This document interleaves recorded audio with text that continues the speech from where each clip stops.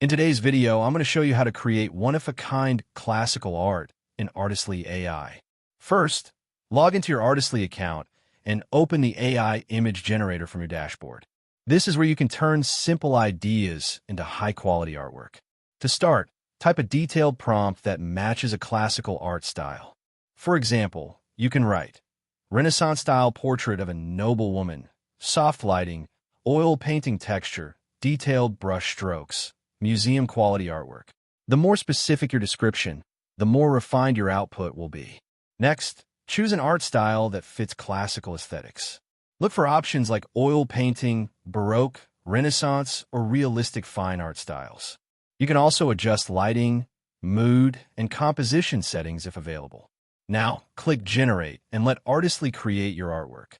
You'll get multiple variations, so take your time to explore each version and pick the one that feels most unique and artistic. If you want something even more refined, tweak your prompt by adding details like background scenery, color tones, or historical influences, then regenerate again. Once you're satisfied, download your artwork in high resolution and use it for prints, branding, or personal projects. Thank you for watching this video. Please feel free to use the affiliate link in the description.